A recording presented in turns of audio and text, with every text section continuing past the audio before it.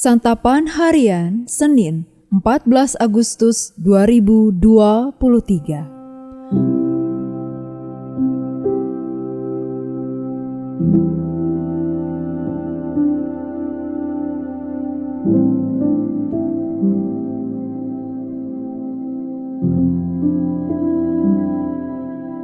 Inilah program Santapan Harian, sebuah program yang mengajak Anda menelusuri isi Alkitab, agar Anda menemukan makna firman Tuhan sesuai dengan konteksnya.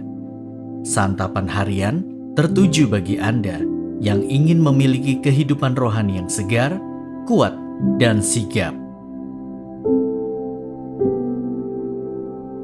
Hari ini kita akan membaca 1 Tawarik pasalnya yang ke-16, ayat yang ke-7 hingga ayatnya yang ke-36. Namun kita akan membacanya pada ayatnya yang ke-7 hingga ayatnya yang ke-18. Sebelumnya, mari kita berdoa. Terpujilah Engkau ya Tuhan, ajarkanlah ketetapan-ketetapan-Mu kepada kami saat ini, dan kami dengan bibir ini akan menceritakan segala kata dan karya-Mu bagi sesama.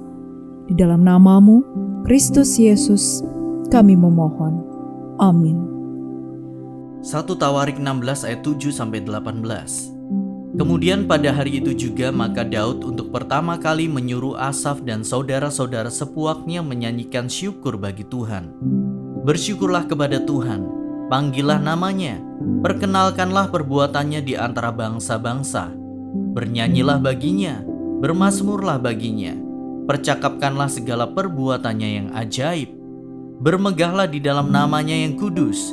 Biarlah bersuka hati orang-orang yang mencari Tuhan. Carilah Tuhan dan kekuatannya, carilah wajahnya selalu. Ingatlah perbuatan-perbuatan ajaib yang dilakukannya, mujizat-mujizatnya, dan penghukuman-penghukuman yang diucapkannya. Hai anak cucu Israel, hambanya, hai anak-anak Yakub, orang-orang pilihannya, dialah Tuhan Allah kita, di seluruh bumi berlaku penghukumannya.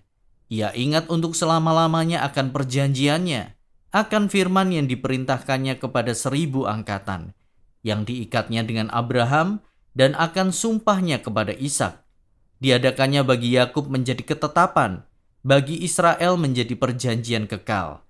Firman-Nya, kepadamu akan kuberi tanah Kanaan, sebagai milik pusaka yang ditentukan bagimu.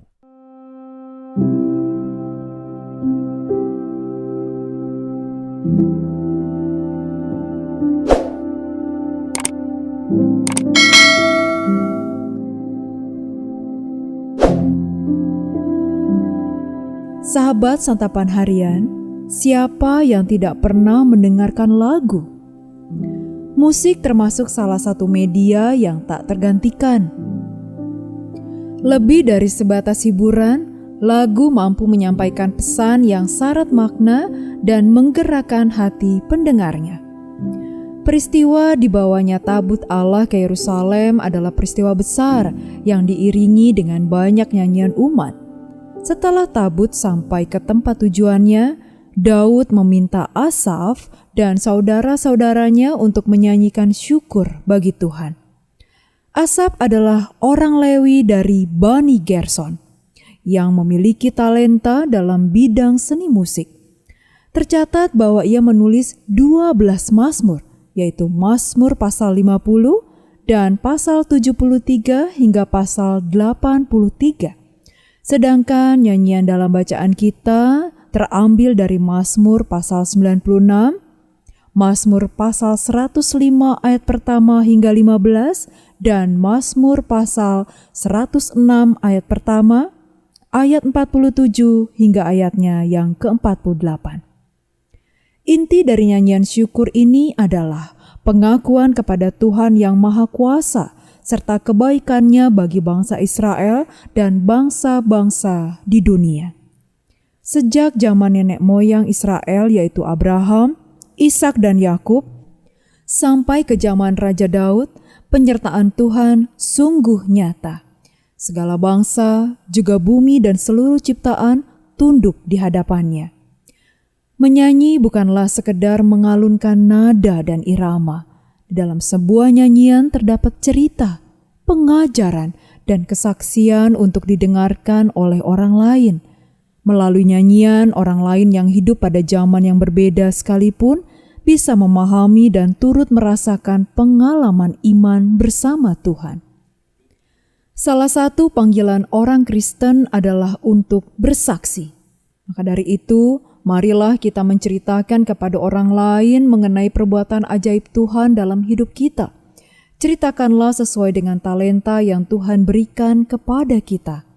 Tak mengapa jika kita tidak mempunyai bakat menyanyi, karena kita bisa bercerita melalui berbagai media lainnya seperti tulisan, lukisan, tarian, dan cerita lisan.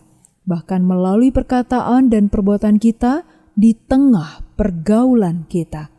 Biarlah seluruh hidup kita bisa menjadi nyanyian dan cerita yang menyatakan keajaiban Tuhan dan mengajak orang-orang lain untuk memujinya dalam sukacita. Mari kita berdoa. Bapa di sorga, ajar kami untuk menceritakan setiap karya-Mu kepada orang lain. Di dalam nama-Mu, Yesus Kristus, kami berserah. Amin.